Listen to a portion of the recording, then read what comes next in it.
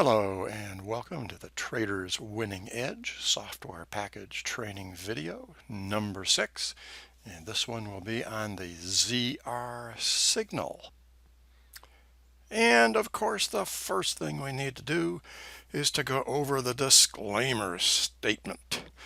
First one is risk disclosure, and just some highlights. Past performance does not guarantee future results. Trading involves substantial risk. Only trade money you can afford to lose. No one can guarantee profits or freedom from loss. The next panel is the U.S. government required disclaimer. Trading has large potential rewards and large potential risks. Don't trade money you can't afford to lose, and past performance is not indicative of future results. Now we have up that all-important CFTC Rule 4.41. Simulated results do not represent actual trading. Simulated trading programs have the benefit of hindsight. And the last one. Substantial risk is involved, and you must be willing to accept this risk. Again, don't trade money you can't afford to lose, and no offer is being made in this video to buy or sell futures, options, stocks, or ETFs. And I appreciate your patience as we go through this necessary part. And we're on to a live chart, and you see this chart has a little title on that, and that's using the MACD for zero line rejection. Most of you who will be listening to this video have probably at one time or another seen a presentation that Jerry gave where he had these MACD histograms at the bottom of his chart. And you may or may not be familiar with the idea of this zero line rejection. So that's where I wanted to start. And in this case, I've got a couple of MACD histograms that are almost the same, and I'm going to go over that in just a moment. And then I've got a longer term one on the bottom.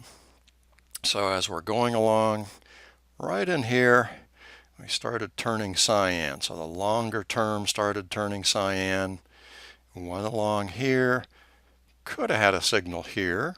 Now I'll get to why we probably wouldn't. And we go along here, we got a little bigger pullback, definitely would have a signal there. We go along, now all the histograms have turned cyan. Again, we pull back, and again, could have had a signal right there. And over here, definitely a signal right there. Now, again, like any of these signals, all the secret is in the filtering, but I did want to cover these MACDs. And what I want to go over here is these two top MACDs look amazingly similar. In fact, their settings are exact. So if you just kind of take a look, sure enough, they're the same except for one thing. Notice, I'm going to change my cursor. Let's just go to the pointer. Notice the top MACD has these little lines in it. And you can't hardly see it, but the bottom MACD one does too. Now, what is the difference between these two? Well, this top MACD and the bottom MACD are the FT MACD for the Trader's Winning Edge software. And you might have caught on already, this MACD right here is the ATW Masters Trading MACD that many of you may have. And whether you have it or not doesn't make a whole lot of difference. But for those of you who do use it and do have it, I wanted you to see that sure enough, it looks the same. So I'm going to go into my indicators, and we'll take off that ATW version, and now we'll have the two, and they're going to be bigger, which is just what I wanted. Now you can really see these lines. Well, these lines can be used to filter the signals. So next order of business is, well, let's start putting these signals on. So we go into FT Jackson Pro TWE, and we're going to go down to the ZR settings. And first line, it says show ZR signals. Let's set that to true. And I'm going to come back to this, this business, why these next two lines are so very important. And right now, the settings that we've got are a simple 817. And the threshold lines that you're seeing are 0.02, and we got a 5200 0.02, and I believe this is how it's going to be defaulted in your program. So we've got that. So let's hit apply, and now all of a sudden we've got some signals. And we did get a signal there. Notice how that MACD pulled back to what looks like it was sitting right on that threshold line. Well, let's see. I'll make it really, really big. So a touch of the line is in the program to generate a signal. So how would you make that signal go away using your threshold lines? Well, if it's 0.02, we'd make it a little smaller. And let's do that because I just want to demonstrate that. So we're going to make that just a little bit smaller. So here we are in the program, and here's a thing that you need to know. We got to do this twice because the setting that we're going to put in here is different than the MACD. This is within the Jackson Pro. So instead of 0.01, or excuse me, 0.02, let's make it 1.7.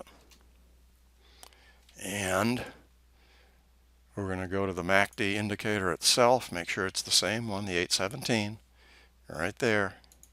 We said we're going to make that 1.7. Well, let's see what that does. So it's going to change both the signal generator in the Jackson Pro, and it's going to change the MACD threshold line. It's very easy to forget to do one or the other and wonder why it didn't work.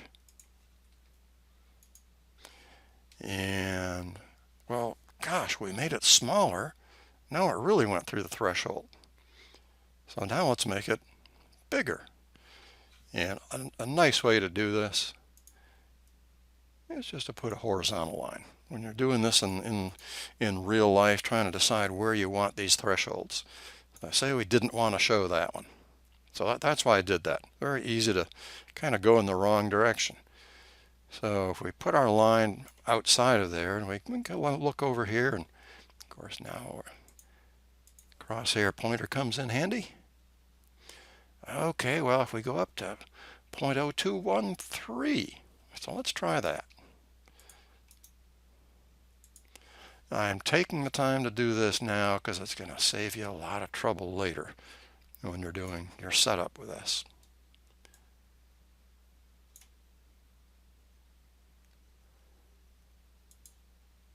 So, and I'm just going to round that off a little bit. We're going to say 0.025. And we're going to change it on the MACD. 2.5.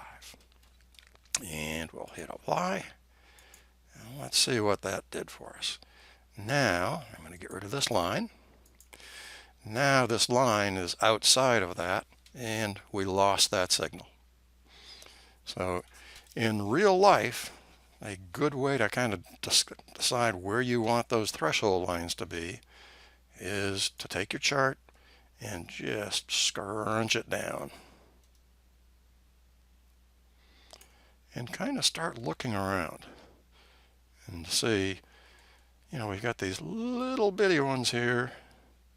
Do we really want those or not want them? So here we've got a downtrend going, and we got kind of a premature signal, and you notice, oh gee, if our line was a little farther out here, we only would have had that signal. Then you start looking at, well, what else would we have missed?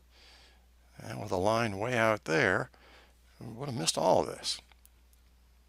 So So that is the first filter for these, where you decide to place your thresholds.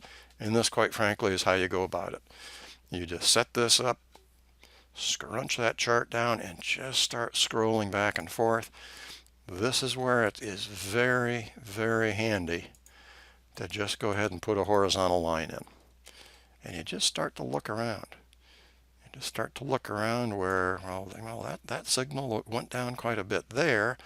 Yeah, and look how far up that went. Okay, so if I start putting my line so I got that one, well, if it's way out there, am I missing any signals? Of course, these would be to the downside, so you have to think about the upside also. Well, let's see, with that line way up there, we would have missed those. Well, that's a good thing. And we would have gotten both of those. So that's how this process works. And you just kind of go on and on. Now here's a little downtrend. With that line up here, we would have missed that signal. Would have missed that one. We would have missed that one. Well, geez, we would have to bring our line down here. Okay, so that's the process. And you do the same process with a line on the bottom. And you kind of find, and this will be true for each market and each time frame, things will look a little bit different.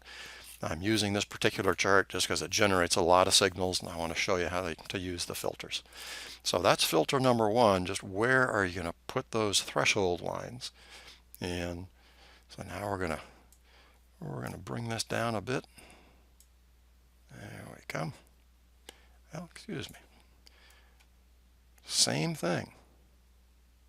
Let's make the bottom one real big. Because one of the other features we want to take a look at is what happens when this longer term MACD is in between the lines. Well, the software is set up, if that MACD is in between the threshold lines, doesn't matter what this one's doing, you're not going to get a signal. In other words, there's just not enough long-term momentum really to bother taking any of these signals. So on the bottom one, it's got to be past the threshold line to even consider getting a signal up top. So we had, in this area, we had a lot of cyan on the bottom one, but you know, where we had that little dashed line that we set, didn't have enough of a pullback here to make it worthwhile. And that worked out. That signal would have been right there. Not a very good signal. But just keep in mind, you're looking on the bottom one to set your threshold in real quiet times, so that when that little cyan didn't even break through there, wouldn't even consider a signal in that area. So that's the difference between the shorter term and the longer term. And let's bring that down. And by the way, you don't, once you get your settings where you want them, you don't have to even show these MACDs. I want to go back to the indicators and in the Jackson Pro, and I want to go through this just a bit. So let me slide this kind of, so get most of that out of the way.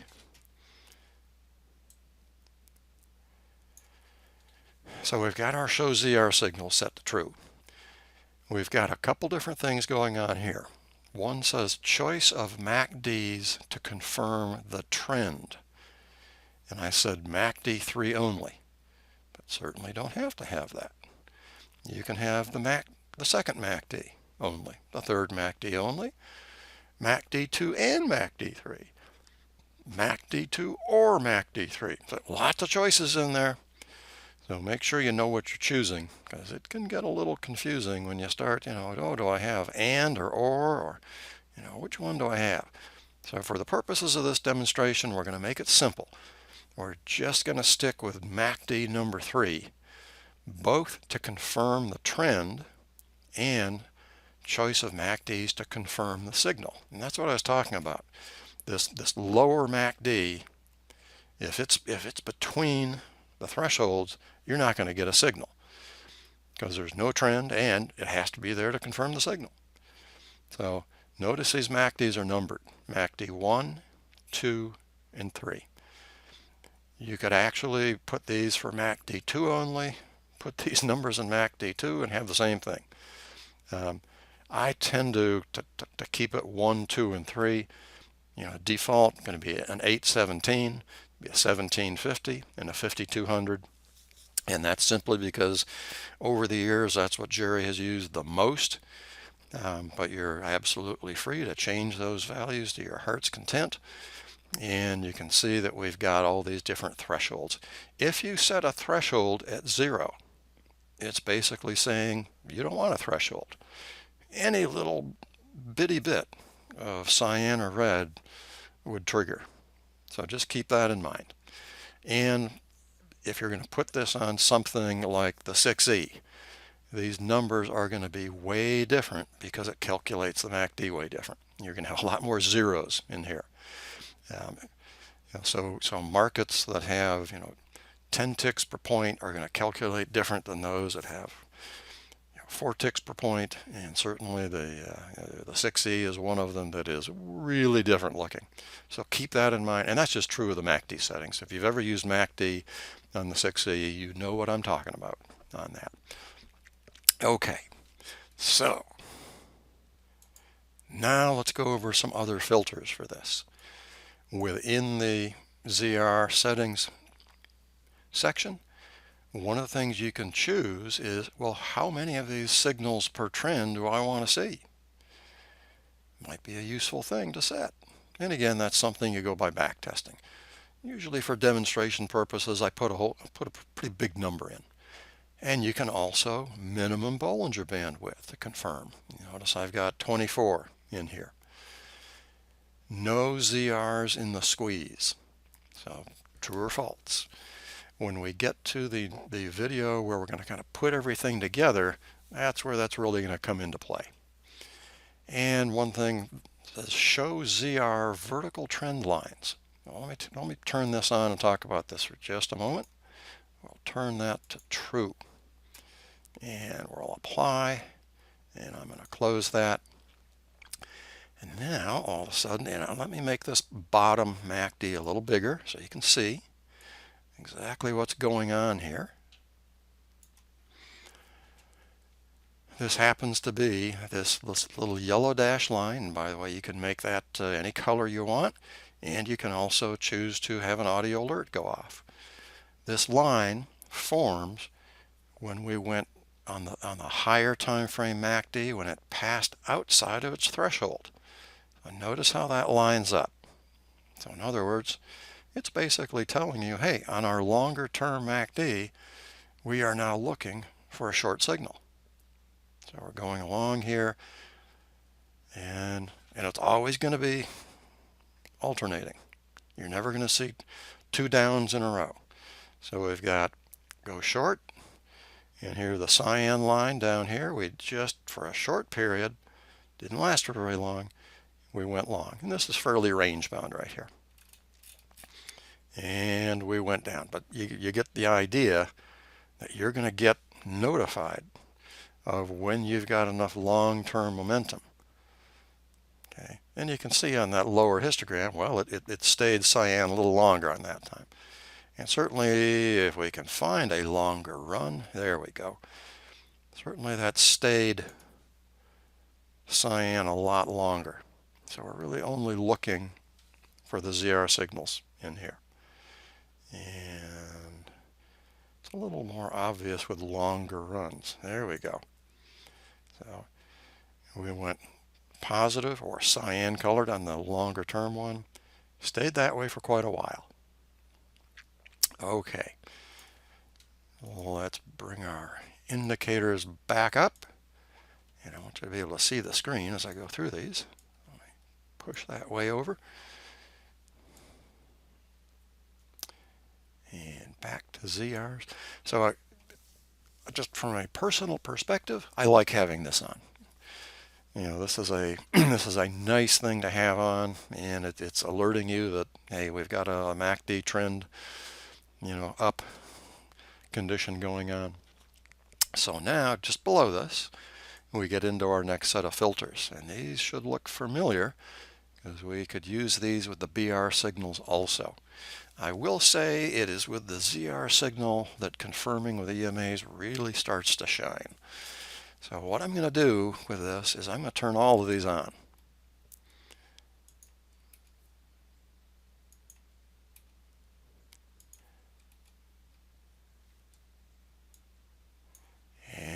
are 5 of them. Notice that 1, 2, 3, and 4, if I can get all these to show, are all from the host chart. So we've got a 50 EMA, an 89 EMA, a 200, a 600, and then down here, well, what's this 50 again? I already have a 50. But you notice it's not from the host chart. And this is from a 15 range bar chart. So sure enough, yeah, we get to import moving averages from another chart. So it's a neat little feature. So let's go ahead and hit apply. And I'm going to leave this open because we're going to make a change, and I'll explain why.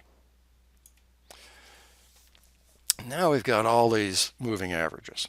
And by the way, every one of these is going to have to do with filtering these signals. And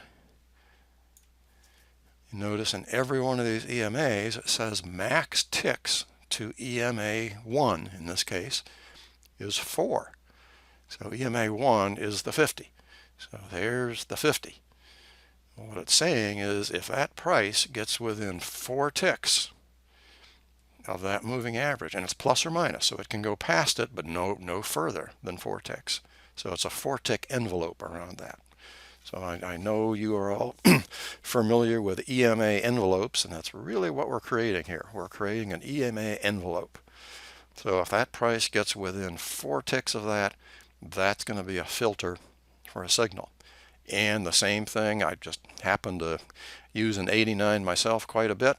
And then we got the 200, the 600 is the Dodger Blue, and this kind of jagged one, when you import a exponential moving average from a different higher time frame chart, it's going to look different. It's going to look more like a stair step. So that, and each one of these has its own little setting for how many ticks and so on. And you'll find your own sweet spot for each of those.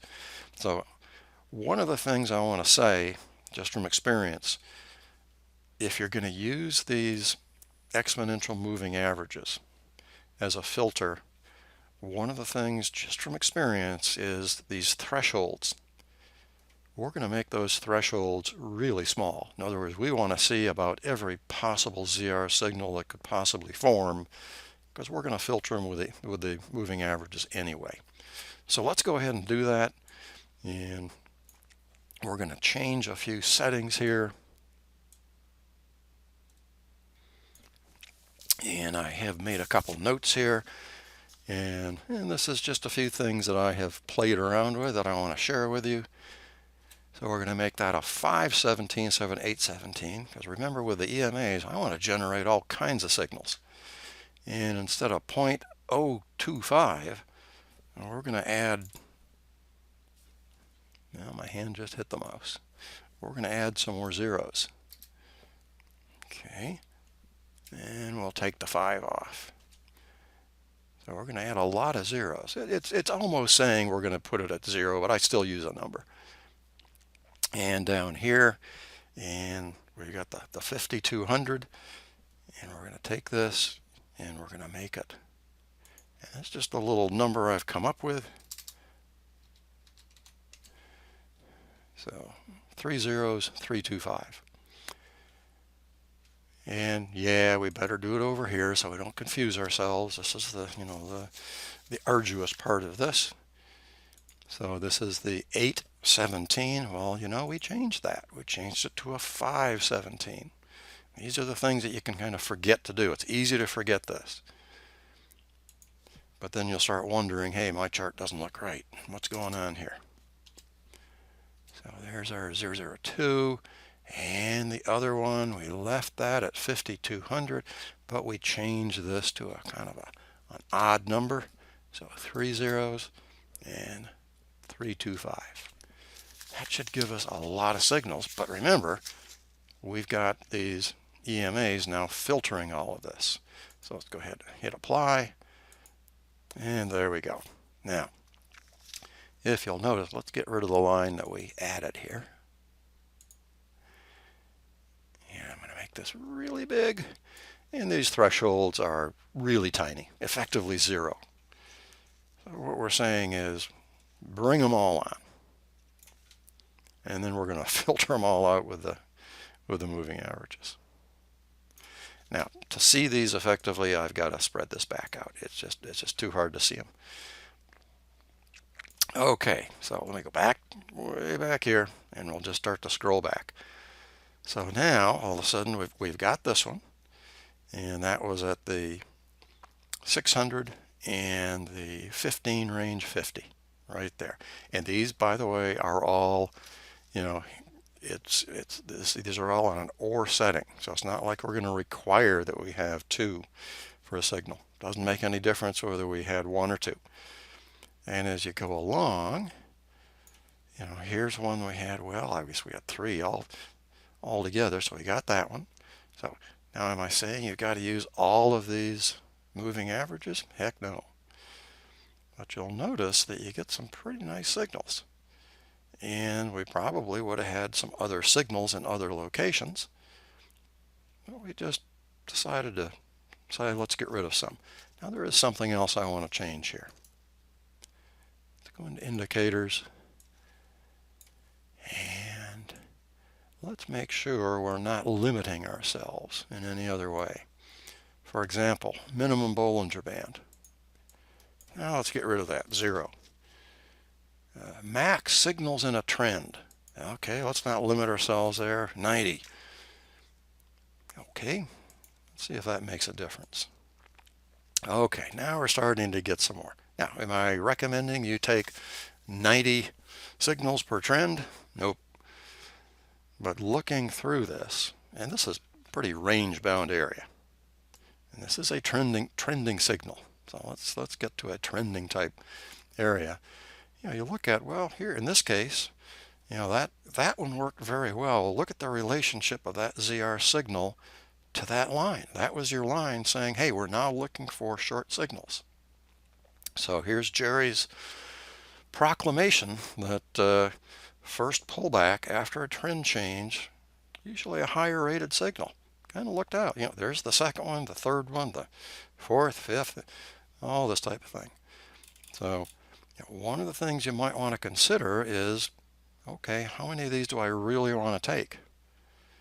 And do I want to use a whole bunch of moving averages or just a couple of them? It's interesting, we pulled back to the 50, then the next really good signal, we pulled back to the 200. What do you know? I would swear I've heard Jerry talk about that. Pull back to the 50, then a pull back to the 200. Well, if we had only used those 2 EMAs, we'd only have 2 signals.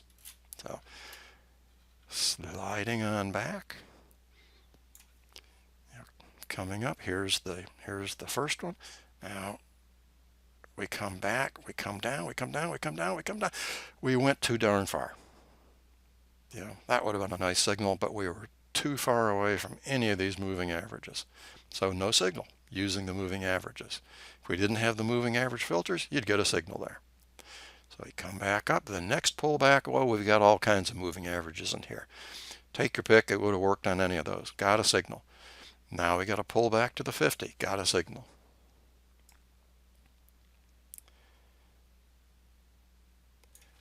And we come back to the 50. Here's the first signal. Now keep in mind, when we do the setup of the chart using everything, you have a choice when we're in the squeeze to say, hey, I don't want to see these signals in the squeeze. Maybe that would have been in a squeeze right there. You wouldn't see those signals. But right now we're just sticking to these. So here we are in an extended down run. Now this is why you might want to consider, well, there's your first signal, second, third, fourth, fifth, sixth, seventh, eighth, ninth, 10th, 11th. And they all had their merit. So it's really a matter of back testing and deciding how many of these signals do I want to take. Certainly that pullback to that 200 is looking pretty good. And pull back to the 89 looked pretty good there. So that's the process you go through. In this case, there's our first downtrend signal, and really the best of the bunch was the pullback to the 200. So And again, this is a 5-1, so this is the sawtooth looking chart. And one nice thing about this for demonstration purposes, it gives you a lot of signals. Not saying they're all good signals by any stretch of the imagination, but it sure gives you a lot to work with. And certainly, being a trending signal, you'll see a lot more good-looking signals in a longer trend. And that is a glimpse into the ZR signal and how it is filtered. Just one thing to point out, and this will come up on the put them all together video. There are going to be times when the signals overlap. In other words, we get a BR and a ZR, or a ZR and an SQ signal. And just to let you know some things to come, there is a property built into this program called signal stacking. And what you can do is each one of these signals you can assign a unique color to. And it just so happens when two of them appear, you can also assign a unique color to the signal stacking. So that's kind of a nice little thing when you get a double signal to be looking for. But keep in mind, lots of ways to filter. Am I suggesting you use this particular chart and all of these EMAs all at once? No, but this is just a demonstration. And so kind of pick and choose, but really put 30 days of data on, put this thing on, scroll back and forth. You'll be surprised how quickly you can come up with both, good EMA settings and down here, good threshold settings. So a combination of some, well planned out thresholds and some well planned out EMA settings can give you some very, very high probability ZR settings. I thank you for listening, and I will see you on the next video.